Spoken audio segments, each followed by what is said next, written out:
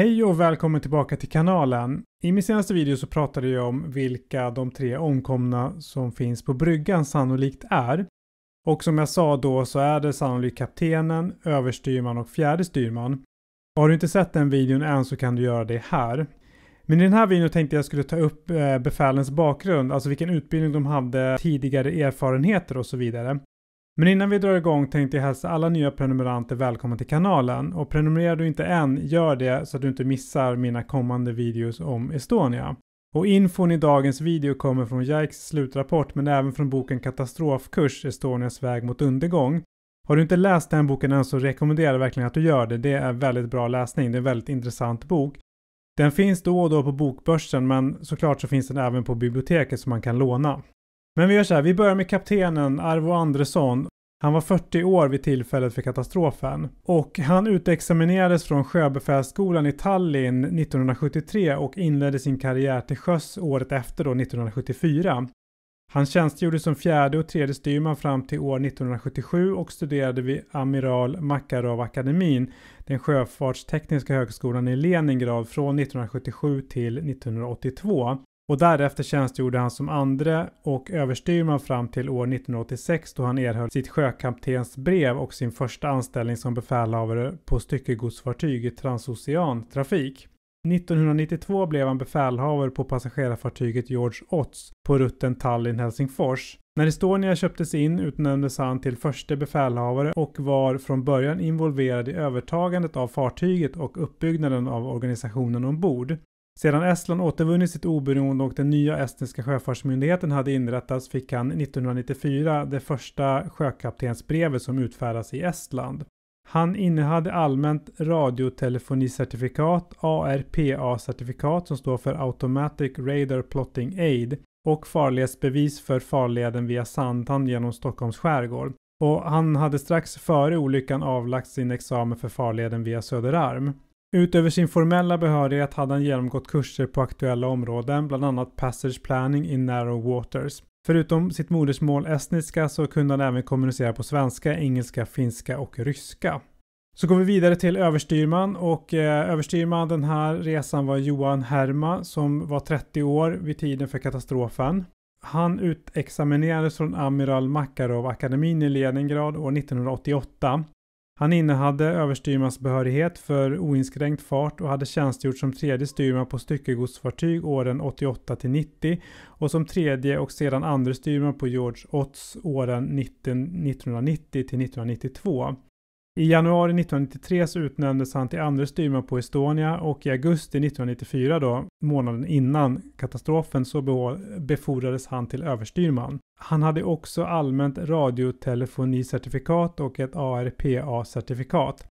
Han hade deltagit i vidareutbildning i bland annat Passage Planning och Bridge Resource Management. Vi går vidare till andra styrman A och det var Tormi Ainsalu och 1994 var han 31 år gammal. Han utexaminerades från sjöbefälsskolan i Tallinn år 1988. Han hade behörighet som vaktstyrman utfärdad i Leningrad år 1988 och tjänstgjorde som tredje styrman på rorofartyg mellan åren 1988 och 1992. 1992 så blev han andra styrman på George Ots och sedan år 1993 så var han andra styrman på Estonia. Han innehade allmänt radiotelefonicertifikat och ARPA-certifikat. Och han hade också deltagit i vidareutbildning i Passage Planning och andra ämnen. Andra styrman B hette Peter Kanusar och han var jämnårig med överstyrman, alltså 30 år 1994. Han innehade överstyrmans behörighet för oinskränkt fart utfärdad i Tallinn år 1994. Han utexaminerades från Amiral Makarov-akademin i Leningrad 1991. 1992 blev han andra styrman på George Ots och innehade från 1993 samma befattning på Estonia. Han hade allmänt radiotelefonicertifikat och ARPA-certifikat. Och han hade också deltagit i vidareutbildning i Passage Planning och andra ämnen. Och så hoppar vi till tredje styrman som hette Andres Tammes och han var näst yngst av befälnen på bryggan. Han var 28 år 1994. Det är alltså han som tar över radiotrafiken från Tormi Ainsalu under olycksnatten då. Han utexaminerades från sjöbefälsskolan i Tallinn år 1988 och från sjöfartsskolan i Itkotka i Finland 1992 och innehade behörighet som vaktstyrman utfärdad i Helsingfors 1992. Han utnämndes till 4:e styrman på Estonia 1993 och befordrades till 3:e styrman 1994.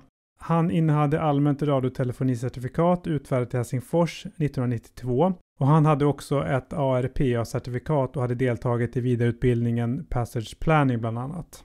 Då kommer vi till 4:e styrman och han hette Kai Markikas och han var yngst av alla befäl på bryggan. Han var faktiskt bara 21 år vid tiden för katastrofen. Och han utexaminerades från det estniska sjöfartsinstitutet i Tallinn 1992 och innehade behörighet som vaktstyrman utfärdad i Tallinn 1994. År 1993 så fick han arbete som rorsman på Estonia och 1994 befordrades han till 4:e styrman. Och bland de här befälen då fanns det även en radiotelegrafist, men jag tänkte inte jag tar upp honom. Och om du vill läsa om hans kvalifikationer och erfarenhet så står det på sidan 50 i JAICs slutrapport. Och tittar man på den här listan då över befälens utbildning och erfarenheter och när de blev utexaminerade och när de var födda då framförallt, så ser man ju då att befälen på Estonia var relativt unga och hade väl en begränsad erfarenhet. Den med längst erfarenhet av sjön var ju kapten Arvo Andresson, men erfarenheten från rorofartyg bland befälen var väl ungefär likvärdig. Flera av dem hade som sagt tjänstgjort på fartyget George Ots och flera av dem var ju utbildade på samma ställe, alltså vid Amiral Makarov-institutet i Leningrad. George Ots var ju ett mycket mindre och betydligt långsammare fartyg än Estonia, så ingen av befälen på bryggan natten den 27 september 1994 hade ju tidigare tjänstgjort på ett fartyg som liknade Estonia tidigare då.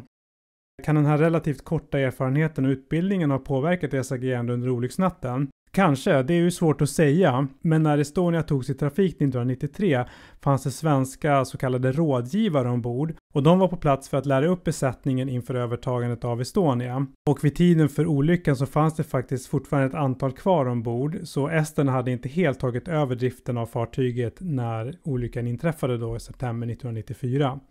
I boken Katastrofkurs Estonias väg mot undergång skriver man om just det här i kapitel 11 som heter Arrogant, nonchalant och inte helt kompetent. Och kapitlets namn är faktiskt en beskrivning av kapten Arvo Andresson från en av de här svenska hjälpskepparna som var ombord under en tid. Men i det kapitlet i alla fall så beskriver man hur kulturen på Estonia såg ut. Till exempel så tar de upp att på andra fartyg så drar styrmannen först ner på farten om det behövs och sedan meddelar han befälhavaren vad det är han har gjort. Men på Estonia var det tvärtom och enligt en av källorna till den här boken då, så vågade inte befälen ta egna initiativ. Och kanske var det därför man inte drog ner farten när smällarna hördes från förskeppet då kort innan klockan 01 då estnisk tid. Man kanske inte ens informerade kaptenen om ljuden förrän han själv kom upp på bryggan för en kontroll då runt klockan 01. Men hur som helst så anser jag att befälens agerande under olycksnatten var en stor bidragande orsak till katastrofen. Man borde naturligtvis ha dragit ner på farten när rapporten om smällar nådde bryggan. Och det kom rapporter om ljud från flera källor. Det var inte bara den vakthavande matrosen som rapporterade om ljud när han var nere på bildäck, utan det kom även ett samtal till bryggan om onormalt ljud från förskeppet och det var väl sannolikt någon i besättningen som ringde då. Och det verkar helt klart som att man inte utnyttjade alla möjligheter man hade för att ta reda på vad som kunde orsaka de här ljuden. Till exempel så fanns en monitor på bryggan som visade bildäcket i olika vinklar, men den verkar ingen ha tittat på och inte heller efter slagsidan eftersom man inte verkade vara medveten om att man hade vatten på bildäck. Hade man dragit ner farten innan smällarna hördes, alltså tidigare på kvällen eller natten som Mariellos i Europa gjorde, så hade man kanske kunnat undvika den här olyckan. Men JAICs tester av hållfastheten på Bogisidis lås visar att den var så pass låg att även om man hade gått med 10 knopsfart mot sjön som var, så hade belastningen varit nära bristningsgränsen. Det var det jag tänkte jag skulle ta upp i dagens video. Tyckte du den var intressant? Lämna en tumme upp och lämna en kommentar också om du vill säga någonting. Tack för att du har tittat på den här videon, så hörs vi i nästa video igen. Ha det så gott, hej då!